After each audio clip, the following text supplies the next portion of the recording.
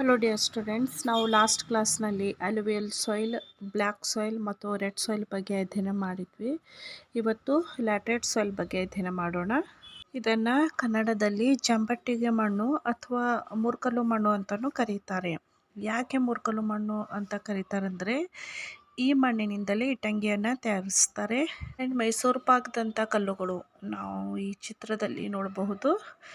ಈ ರೀತಿ ಈ ಕಲ್ಲುಗಳನ್ನು ಈ ಮಣ್ಣಿನಿಂದಲೇ ಮಾಡಿರ್ತಾರೆ. ಸೊ ಅದಕ್ಕೆ ಇದನ್ನು ಮೂರ್ಕಲ್ಲು ಮಣ್ಣು ಅಂತ ಅಥವಾ ಜಂಬಟ್ಟಿಗೆ ಮಣ್ಣು ಅಂತಲೂ ಕರೀತಾರೆ. ಸಾಮಾನ್ಯವಾಗಿ 200 ಸೆಂಟಿಮೀಟರ್ಗಿಂತ ಹೆಚ್ಚು ಮಳೆ ಬೀಳುವ ಪ್ರದೇಶದಲ್ಲಿ ನಾವು ಈ ಮಣ್ಣನ್ನು ಕಾಣ್ತೀವಿ. ಜಾಸ್ತಿ ಮಳೆಯಿಂದ ಈ ಮಣ್ಣಿನಲ್ಲಿ ಸಿಲಿಕೇಟ್ ಮತ್ತು ಮಿನಿರಲ್ಸ್ಗಳು ಕರಗದೇ ಇರುವ ಫೆರಿಕ್ ಆಕ್ಸೈಡ್ ಮತ್ತು ಅಲ್ಯೂಮಿನಿಯಂ ಇವು ಮಾತ್ರ ಈ ಮಣ್ಣಿನ ಮೇಲ್ಪದರದಲ್ಲಿ ಉಳಿಯುತ್ತೆ. ಆ್ಯಂಡ್ ಇವು ಮಳೆಗಾಲದಲ್ಲಿ ಸಾಫ್ಟ್ ಆಗುತ್ತೆ ಆ್ಯಂಡ್ ಸಮ್ಮರ್ನಲ್ಲಿ ಒಣಗಿ ಗಟ್ಟಿಯಾಗಿ ಇದು ಲ್ಯಾಟರೈಟ್ ರಾಕ್ ಆಗುತ್ತೆ. ಈ ರಾಕ್ನಿಂದ ಏನು ಮಣ್ಣಾಗುತ್ತೆ ಅದು ರೆಡ್ ಕಲರ್ನಲ್ಲಿ ಕನ್ವರ್ಟ್ ಆಗುತ್ತೆ. Laterite soil is less fertile and lack nitrogen and minerals. ಈ ಮಣ್ಣಿನಲ್ಲಿ ಫಲವತ್ತತೆಯನ್ನು ಅತಿ ಕಡಿಮೆ ಪ್ರಮಾಣದಲ್ಲಿ ನೋಡಬಹುದು. ಆ್ಯಂಡ್ ನೈಟ್ರೋಜನ್ ಮತ್ತು ಮಿನಿರಲ್ಸ್ಗಳ ಕೊರತೆ ಈ ಮಣ್ಣಿನಲ್ಲಿರುತ್ತೆ. ಇದು ಎಲ್ಲಿವರೆಗೆ ಎಕ್ಸ್ಟೆಂಡ್ ಆಗಿದೆ ಅಂದರೆ ವೆಸ್ಟರ್ನ್ ಘಾಟ್ಸ್, ವಿಂಧ್ಯಾಸ್, ಸಾತ್ಪುರಾಸ್, ರಾಜಮಹಲ್ ಹಿಲ್ ಮತ್ತು ಪೂರ್ವಾಂಚಲ್ ರೀಜನ್ನಲ್ಲಿ ಈ ಮಣ್ಣನ್ನು ನಾವು ಕಾಣಬಹುದು. ಆ್ಯಂಡ್ ಈ ಮಣ್ಣು ಕಾಫಿ, ಟೀ ಮುಂತಾದ ಬೆಳೆಗಳಿಗೆ ಇದು ಅತಿ ಉಪಯುಕ್ತ ಆಗಿದೆ. ಒಂದು ಡೆಸರ್ಟ್ ಸಾಯಿಲ್ ಅಂದರೆ ಮರುಭೂಮಿ ಮಣ್ಣು. ಇದು ಕಡಿಮೆ ಮಳೆ ಮತ್ತು ಜಾಸ್ತಿ ಉಷ್ಣತೆ ಇರುವ ಪ್ರದೇಶದಲ್ಲಿ ಈ ಮಣ್ಣನ್ನು ನಾವು ಕಾಣ್ತೀವಿ. ಈ ಮಣ್ಣು ರೆಡ್ ಮತ್ತು ಬ್ರೌನಿಷ್ ಕಲರ್ ಇರುತ್ತೆ. ವಾಟರ್ ಪರ್ಕುಲೇಟ್ಸ್ ಈಸಿಲಿ ಅಂದರೆ ನೀರು ಈಸಿಯಾಗಿ ಹೀರುತ್ತೆ. ನೀರು ಒಳಗೆ ಇಳಿಯೋದು ಅಂದರೆ ನೀರು ಇಂಗುವುದನ್ನು ನಾವು ಪರ್ಕುಲೇಟ್ಸ್ ಅಂತೀವಿ. ಸಜ್ಜೆ ಮತ್ತು ಡೇಟ್ಸನ್ನು ಈ ಸಾಯಿಲಲ್ಲಿ ಗ್ರೋ ಮಾಡ್ತೀವಿ. ಆ್ಯಂಡ್ ಇದನ್ನು north west Rajasthan and adjoining areas of Punjab, Haryana, Kutch area of western Gujarat and western parts of Aravalli mountains, Rajasthan, Punjab, Haryana ರಾಜ್ಯಗಳಲ್ಲಿ ಮತ್ತು ಪಶ್ಚಿಮದ ಗುಜರಾತ್, ಕಚ್ ಪ್ರದೇಶ ಹಾಗೂ ಕರಾವಳಿಯ ಪಶ್ಚಿಮ ಭಾಗದಲ್ಲಿ ಈ ಮಣ್ಣು ನಾವು ಕಾಣ್ತೀವಿ. 6 ಮೌಂಟೇನ್ ಸಾಯಿಲ್ ಅಂದರೆ ಪರ್ವತದ ಮಣ್ಣು. It contains plenty of decayed organic matter ಅಂದರೆ ಕೊಳೆತ ಜೈವಿಕಾಂಶಗಳನ್ನು ಈ ಮಣ್ಣು ಒಳಗೊಂಡಿದೆ. ಆ್ಯಂಡ್ ಇದನ್ನು the soil is found on the lower slopes of the mountains.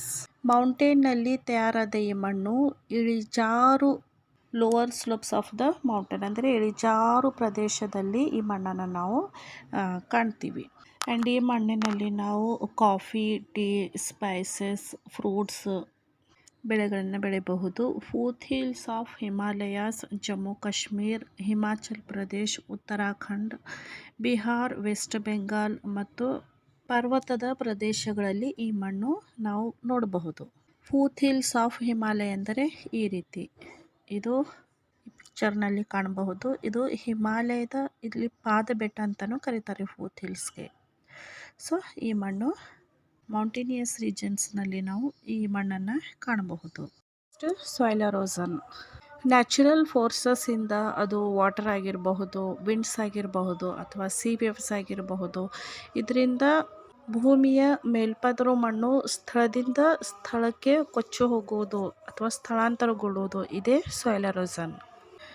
Causes of soil erosion ಇದಕ್ಕೆ ಏನೇನು ಕಾರಣಗಳು ಅಂದರೆ ಫಸ್ಟ್ ಡಿಫಾರೆಸ್ಟೇಷನ್ ಅಂದರೆ ಅರಣ್ಯನಾಶ, ಅಂದರೆ ಸಾಕಷ್ಟು ಗಿಡ ಮರಗಳನ್ನು ಕಡಿದು ಅರ್ಬನೈಸೇಷನ್ ಅಥವಾ ಮೈನಿಂಗ್ ಆ್ಯಕ್ಟಿವಿಟೀಸನ್ನು ಮಾಡೋದು, ಇದು ಡಿಫಾರೆಸ್ಟೇಷನ್. ಅದು ರೋಡ್ಸ್ ಮಾಡೋದಾಗಲಿ, ದೊಡ್ಡ ದೊಡ್ಡ ಬಿಲ್ಡಿಂಗ್ಸ್ಗಳ ಕಟ್ಟೋದಾಗಲಿ, ಇದರಿಂದ ಅರಣ್ಯನಾಶ ಆಗೋದು. ಇದರಿಂದ ಹೇಗೆ ಸಾಯಿಲ್ ಎರೋಷನ್ ಆಗುತ್ತಂದರೆ, ಸಾಮಾನ್ಯವಾಗಿ ಮರಗಳು ಮಣ್ಣನ್ನು ಒಂದು ಆಧಾರ ಸ್ತಂಭವಾಗಿರಿಸುತ್ತೆ. ಅದನ್ನು ತೆಗೆದಾಗ ಮಣ್ಣು ಸಡಿಲಗೊಳ್ಳುತ್ತೆ.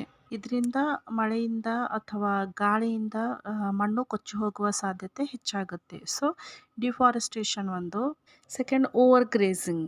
ಹೌದು, ಅತಿಯಾಗಿ ಮೇಯಿಸುವುದು ಇದು ಮಣ್ಣಿನ ಫಲವತ್ತತೆಯಲ್ಲಿ ಮಣ್ಣಿನ ಫಲವತ್ತತೆ ಇಳಿಕೆಗೆ ಇದು ಪ್ರಮುಖ ಕಾರಣವಾಗುತ್ತೆ. ಓವರ್ ಗ್ರೇಸಿಂಗ್, ಅತಿಯಾಗಿ ಮೇಯಿಸೋದ್ರಿಂದ ಕೂಡ ಸಾಯಿಲ್ ಎರೋಷನ್.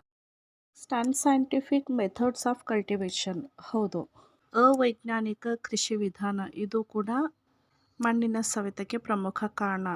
ರಾಸಾಯನಿಕ ರಸಗೊಬ್ಬರದ ಹೆಚ್ಚಳ, ಜೈವಿಕ ಕೀಟನಾಶಕ ಇದು ಕೂಡ ಸಾಯಿಲ್ ಎರೋಷನ್ಗೆ ಕಾರಣ ಆಗುತ್ತೆ. Next, over irrigation. ಹೆಚ್ಚುವರಿ ನೀರು ಇದು ಮಣ್ಣನ್ನು ಪೂರ್ತಿ ನೆನೆಸಿ ನೀರಿನ ಜೊತೆ ಅದು ಹರ್ಕೊಂಡು ಹೋಗುತ್ತೆ ಮತ್ತು ಅದರ ಹರಿವು ಅದರ ಫರ್ಟಿಲಿಟಿ ಕೂಡ ಕಡಿಮೆ ಮಾಡುತ್ತೆ. ಸೊ ಓವರ್ ಇರಿಗೇಷನ್ ಕೂಡ ಸಾಯಿಲ್ ಎರೋಷನ್ಗೆ ಮೇನ್ ಕಾರಣ ಆಗಿರುತ್ತೆ. Next, ಬ್ರಿಸ್ಕ್ಲಿ flowing water and floods. ಹೌದು, ವೇಗವಾಗಿ ಹರಿಯುವ ನೀರು ಮತ್ತು ನೀರಿನ ಪ್ರವಾಹ ಕೂಡ ಸಾಯಿಲ್ ಎರೋಷನ್ಗೆ ಮೇನ್ ಕಾರಣ ಆಗಿರುತ್ತೆ. ಇದರಿಂದ ಮಣ್ಣಿನ ತೆಳುವಾದ ಪದರ ಪ್ರವಾಹದ ಜೊತೆ ಕೊಚ್ಕೊಂಡು ಹೋಗುತ್ತೆ. Use of the top layer of the soil to manufacture of bricks, tiles and pats.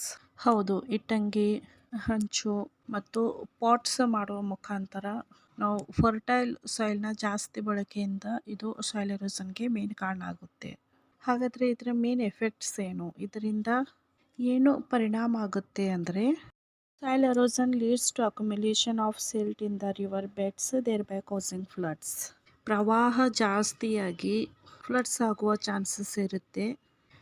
ನದಿಗಳು ತಮ್ಮ ಡೈರೆಕ್ಷನ್ಸ್ ಕೂಡ ಚೇಂಜ್ ಮಾಡುತ್ತೆ. ಜಲಾಶಯ ಮತ್ತು ಕೆರೆಗಳಲ್ಲಿ ಸಾಕಷ್ಟು ನೀರು ತುಂಬುವುದರಿಂದ ಸಂಗ್ರಹಣೆ ಮಾಡುವ ಸಾಮರ್ಥ್ಯವನ್ನು ಈ ಜಲಾಶಯಗಳಾಗಿರಲಿ, ಕೆರೆಗಳಾಗಿರಲಿ ಇದರ ಸಾಮರ್ಥ್ಯ ಕಡಿಮೆ ಆಗುತ್ತೆ. ಅಂದರೆ ನೀರನ್ನು ಸಂಗ್ರಹಣೆ ಮಾಡುವ ಸಾಮರ್ಥ್ಯವು ಇವು ಕಡಿಮೆ ಮಾಡುತ್ತೆ. Due to soil erosion, the volume of water percolating down gets reduced.